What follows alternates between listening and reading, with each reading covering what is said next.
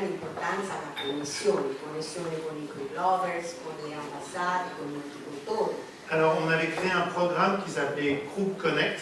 E avevamo creato un programma che si chiamava Krug Connect. Et en quelques mois, je suis allé en digital dans 27 pays et j'ai parlé à 7000 personnes. E nel giro di pochi mesi io sono andato virtualmente in 27 paesi e ho parlato con circa 7000 persone.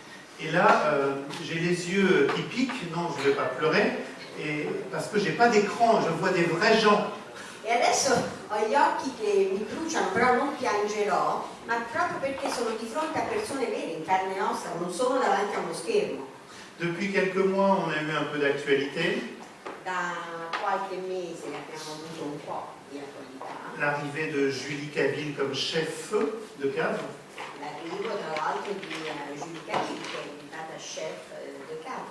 Son premier assemblage à distance, parce qu'on était confinés. Ha realizzato il suo primo assemblaggio a distanza perché eravamo tutti in confinamento.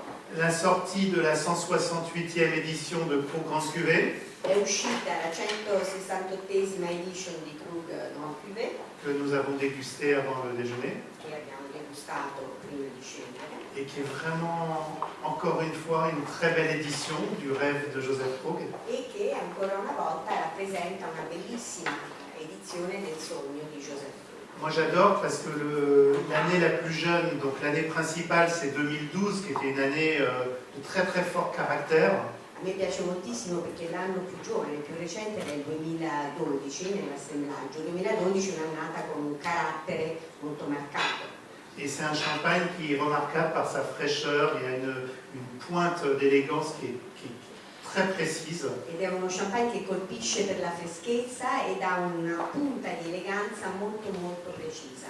Et on l'avait recréé avec beaucoup de vins de réserve élégants, frais, jusqu'à 96. E l'abbiamo ricreato con moltissimi vini di riserva eleganti, freschi, fino a quello del 96. Dans l'actualité que je n'ai pas encore partagée avec vous, il y a la vendange. Tra le notizie fresche che ancora non ho condiviso con voi, con voi ci sono quelle che riguardano la vendemmia. Le 4 septembre, on avait fini. Avevamo finito di vendemmiare il 4 settembre. On n'a jamais vu ça. Cosa mai capitata. C'était la vendange la plus hâtive de l'histoire. È stata la vendemmia più precoce e rapida della storia, Avec des tensions con una buona tensione, économiques bien sûr, poi anche naturalmente le tensioni des economiche, tensions climatiques parce qu'on a encore eu un été assez extrême, tensioni del clima perché l'estate è stata abbastanza des estrema, tensions sanitaires parce qu'il a fallu vendanger avec toutes les mesures de sécurité pour les équipes. tensioni sanitarie tenuto conto di tutte le misure sanitarie di protezione per le equip addette alla vendemmia. Hier, notre responsable des ressources humaines me disait avec une certaine fierté qu'on n'avait pas eu de cas chez Krug. E ieri, con un certo orgoglio, il responsabile delle risorse umane mi stava appunto dicendo che non ci sono stati casi positivi alla Maison Krug. Donc on a fait attention à nos gens. Quindi veramente ci siamo presi cura delle nostre persone. Une vendange très amusante finalement. E tutto sommato una vendemmia molto divertente, Tout était un peu à l'envers. perché le cose sono andate più o meno al contrario. On a commencé les meuniers avant les chardonnays. Abbiamo cominciato i meunier prima degli chardonnay. On a vendangé le Clos du Ménil le même jour que le Clos d'Ambonnet. D'habitude, il y a un écart d'une semaine à 10 jours. Abbiamo vendemmiato il Clos du Ménil lo stesso giorno del Clos d'Ambonnet, mentre di solito c'è uno scatto, una differenza di una settimana e 10 giorni. On a été au début un peu inquiet dans les blancs de la côte des Blancs parce qu'il y avait un blocage de maturité. Avevamo qualche preoccupazione per i bianchi della Côte de Blanc perché all'inizio ci sembrava ci fosse un po' un blocco nella maturazione. Et on voyait une dégradation des acidités et de la fraîcheur, et pour nous c'est très important. E c'era una certa degradazione dell'acidità, della freschezza che per noi sono molto importanti. Et pour l'instant, on est très content des vins clairs qu'on a dégustés. Mentre per ora siamo davvero soddisfatti dei vini base che abbiamo degustato. C'est beaucoup trop tôt pour parler, mais moi j'ai presque une petite préférence sur cette année par rapport aux deux dernières qui étaient très belles. On verra dans 15 ans. Et j'aime beaucoup ce qui se passe cette année dans les vins. È sicuramente molto presto per dirlo, ma io sarei tentato di dire che preferisco questa annata alle due precedenti che sono state tutte molto buone. Poi vedremo da qui a 15 anni che cosa succederà. Et puis dans l'actualité, on a le dernier chapitre d'une dégustation que nous avons commencé l'année dernière. E poi sempre per rimanere con le novità abbiamo l'ultimo capitolo di una degustazione che abbiamo già avviato. Il y a un an, on avait présenté les créations de 2006.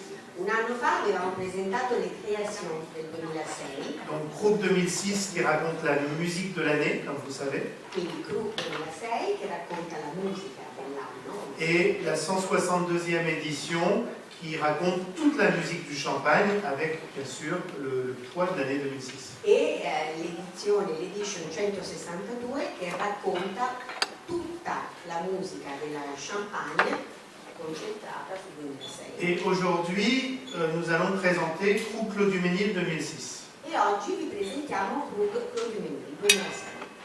Ce que je vous propose, c'est qu'on va déguster les 3 champagnes avant de déjeuner, pour bien les rencontrer.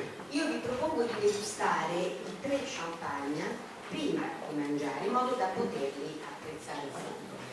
Et je vais partager avec vous une dégustation que j'adore, qui s'appelle du soloiste à l'orchestre. E vorrei condividere con voi una degustazione che a me piace moltissimo e che si chiama Dal solista all'orchestra. Vous êtes presque tous familiers avec les analogies entre la musique et le champagne chez Krug. Conoscete tutti oramai le analogie tra la musica e lo champagne che ha lanciato la Maison Krug. Vous savez que le chef de cave chaque année va identifier des musiciens qui jouent des instruments différents avec une tonalité différente en fonction des années pour recréer une musique créée par Joseph Krug. Voi sapete che ogni anno lo chef de cave individua dei musicisti che hanno incarico di suonare brani, musiche diverse, con note diverse in funzione delle caratteristiche dell'annata. Lo scopo è quello di formare alla fine la musica. Vous savez que nous avons développé une approche qui s'appelle les music pairing. Noi abbiamo sviluppato un approccio che si chiama music pairing, gli abbinamenti con la musica. Que c'est pas dogmatique, c'est une approche qui est scientifique. Il est prouvé que la musique influence la perception des arômes. Non c'è nulla di dogmatico, al contrario è scientifico, perché è dimostrato che la musica influenza la percezione degli aromi. Et chaque année, donc, la chef de cave va auditionner 250 musiciens. Allora ogni anno la chef de cave